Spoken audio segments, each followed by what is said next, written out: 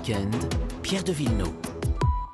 8h16, c'est l'interview politique et je reçois la présidente de la commission technique des vaccinations de la Haute Autorité de Santé, professeure Elisabeth Bouvet. Bonjour.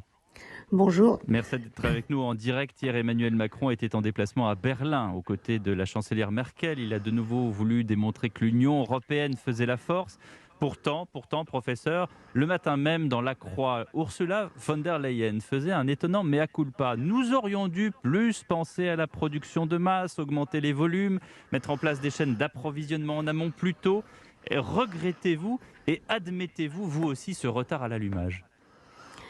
Si vous voulez parler de la production de vaccins, c'est clair que on n'a pas tout de suite tous les vaccins dont on a besoin, mais je pense qu'il faut rappeler que nous avons des vaccins tout à fait nouveaux, que c'est déjà absolument un exploit d'avoir déjà au moins trois types de vaccins différents et bientôt 4 ou 5, que bien sûr au début on a eu des très bonnes surprises, on a des surprises aussi un peu moins bonnes dans la fabrication.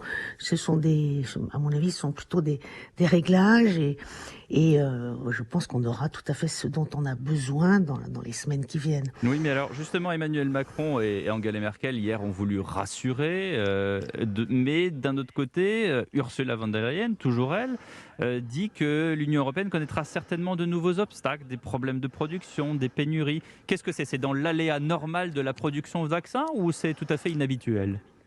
Non, je pense que c'est non. Vous savez, les vaccins, c'est toujours une production difficile, avec très souvent des obligations. Enfin, le fait qu'on est obligé d'arrêter la production parce qu'il y a des imperfections, et ça c'est continuel, c'est-à-dire qu'on ne s'en rend pas compte en général parce que il y a des millions et des milliards de doses de vaccins qui sont fabriquées avec des vaccins qu'on connaît très très bien, et que là, ce sont des vaccins nouveaux, et donc c'est sûr qu'il vaut mieux s'attendre à ce qu'il y ait d'autres obstacles plutôt que de croire que tout va se faire comme sur des roulettes. Vraiment, on est dans une situation extrêmement nouvelle. Et je vous dis en plus, des technologies qui certes sont peut-être plus simples d'une certaine manière, mais qui sont moins connues puisque elles sont vraiment innovantes.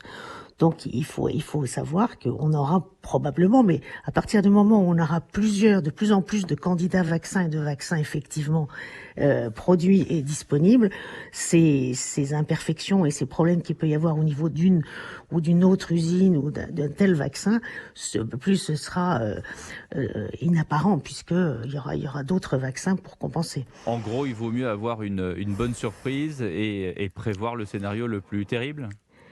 Voilà, moi je pense que c'est ce qu'il faut faire en général. Oui, non, enfin je pense qu'on aura l'avantage on sait qu'on aura plusieurs types de vaccins. Vous comprenez que la question sur toutes les lèvres des Français, c'est est-ce qu'on va être tous vaccinés et est-ce que l'espoir de vacciner tous les Français à la fin de 2021 va être tenu ou est-ce qu'au contraire il s'éloigne ? Ah non, je pense pas qu'il s'éloigne du tout. Non, je pense que l'objectif n'est pas forcément de vacciner tous les Français, hein, c'est de vacciner la majorité des Français adultes, une grande proportion des Français adultes. Pour l'instant, la stratégie, disons, pour obtenir ce qu'on appelle une immunité globale, n'est pas encore définie puisque ça dépend vraiment de l'impact des vaccins sur la transmission, ce qui n'est pas encore obtenu.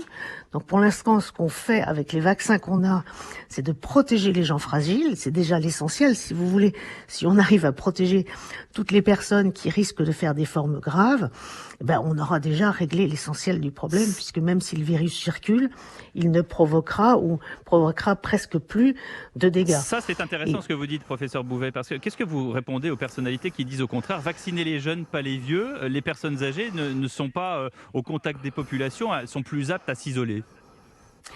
Oui, mais c'est vraiment deux choses différentes. Je pense que les deux sont pas contradictoires. C'est-à-dire, nous, l'objectif qu'on poursuit actuellement, enfin la stratégie qui a été utilisée en France et comme dans la plupart des pays, c'est de protéger les gens fragiles. Et d'abord celles qui sont à risque d'être exposées, c'est-à-dire toutes les personnes par exemple qui vivent en collectivité, les personnes âgées qui vivent en collectivité, puis les personnes les plus âgées parce que ce sont elles qui représentent 85-90% des hospitalisations et des décès par le Covid. Et les vaccins qu'on a actuellement sont parfaitement capables, et c'est ça qui est intéressant, sont parfaitement capables de protéger ces personnes des formes graves, mais pas forcément, elle ne les protège pas forcément de l'infection. En revanche, si on avait un vaccin qui protégeait de l'infection, c'est-à-dire qui empêchait toute présence du virus et multiplication du virus chez les personnes, bien sûr, on pourra avoir une stratégie qui vise à empêcher la circulation du virus dans la population où elle circule le plus, c'est-à-dire chez les personnes les plus jeunes. Mais pour l'instant, nous n'avons pas de vaccin qui agissent, ou au moins dont on soit sûr qu'il agisse sur la transmission. Et les données qu'on a montrent que l'impact sur la transmission, pour l'instant, n'est pas du tout certain, et il est même, il existe probablement, mais de façon relativement limitée.